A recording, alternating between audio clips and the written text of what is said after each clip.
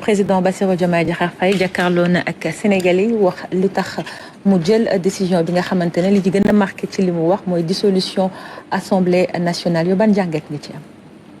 Donc, comme vous l'avez dit, il a sifflé la fin de la récréation. Parce qu'en réalité, on avait créé dans ce pays une crise politique artificielle. Quand je dis artificielle, il y a des rentiers de cette crise. Ce que la majorité n'a pas obtenu ci élection présidentielle yi moom la transféré à l'Assemblée nationale. Fàtte que dañ toog Assemblée nationale pour askanu Sénégal. C'est important.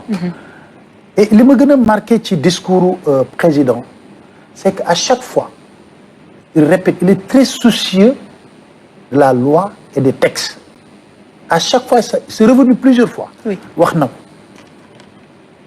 J'ai demandé au Conseil constitutionnel, j'ai consulté le Premier ministre, j'ai consulté le président de l'Assemblée nationale. Ça revient. C'est très important. Et il a dit quelque chose de très important aussi, ñu war ci bàyyi xel mu ne tant que je serai président de la République, l'ordre politique du tegu ci ordre légal. Mais bu ñu xoolee li xew yëpp, je pense qu'on a voulu mettre ce pays dans une sorte de crise boo xam ne amul parce que Sénégalais yi gis nañ ne assemblée mi ngi réunir di voter ay projet de loi ci biir session extraordinaire bi président bi jox kon bu nekkoon ci crise institutionnelle loolu du mën a am.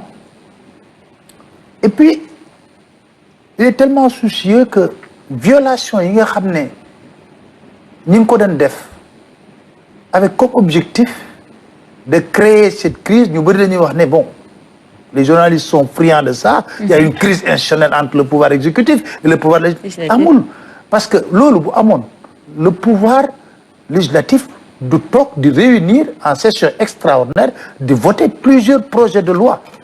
Mais il s'est trouvé qu'à un certain moment, il y a une majorité qui a voulu créer une crise politique pour un nouveau régime qui vient de s'installer. Et le président de la République, sa responsabilité, c'est d'abord rétablir l'ordre constitutionnel. C'est très important parce que il faut remettre ce pays à l'endroit. Je pense que dafa jot lii di constitution yii di texte lii di règlement intérieur yooyu yëpp ñu nangu que nga gagne nga perte ngay respecter charte réew mi. Je pense qu'il est très soucieux de ça.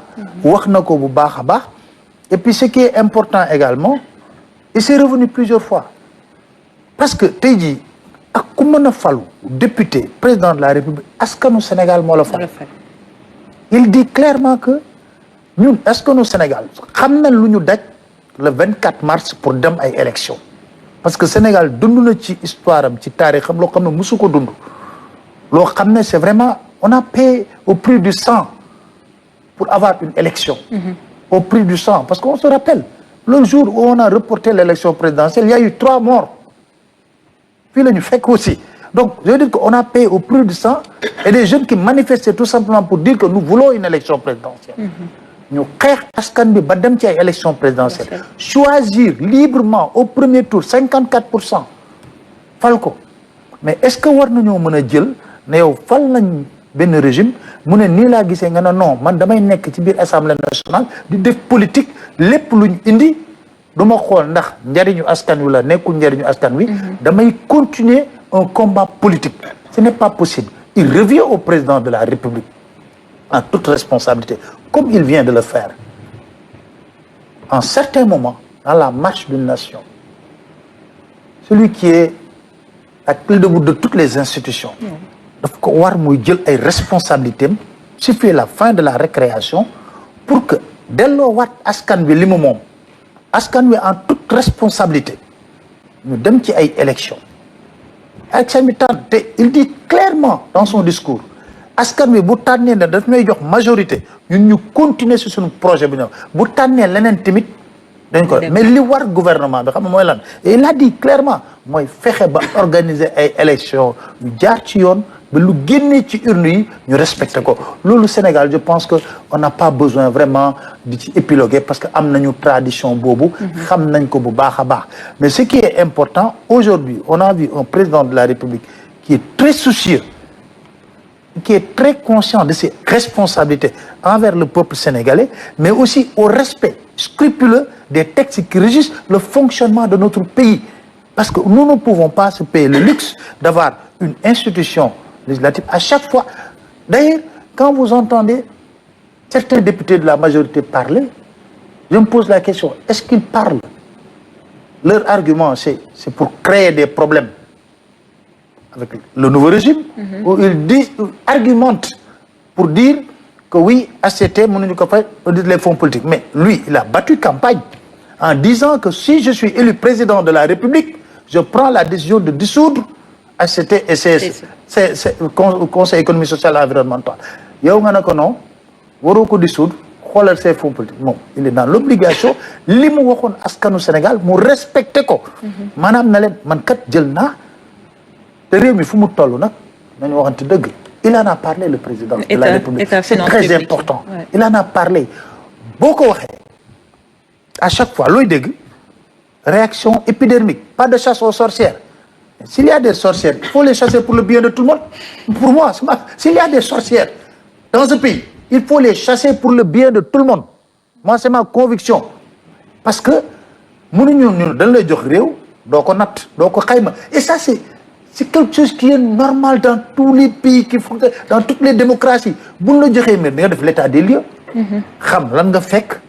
lan nga war a jooyanti. mais nit ñi tamit ñu ngi naan bu mu demee comme niñ ko daan gisee fii mu nekk loo xamante ne dañ koy wax rek et à la fin la montagne va accoucher d'une souris. La reddition des comptes.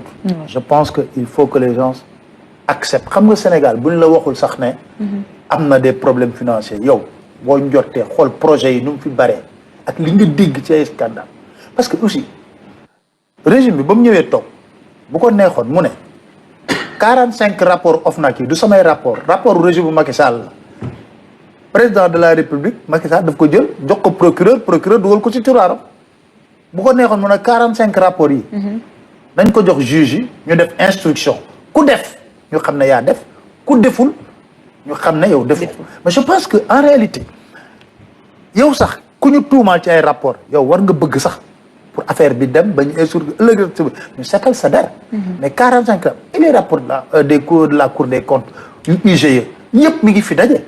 loolu doo wax ne régime bi moo ko def parce que ñoom tàmbalagul càmbar ba xam donc ces rapports là sont des rapports de l'OFNAC, la Cour des comptes hérités de l'ancien régime mais comme on dit que j'ai mis sous le coude. Vous vous rappelez, on se rappelle beaucoup de cette phrase.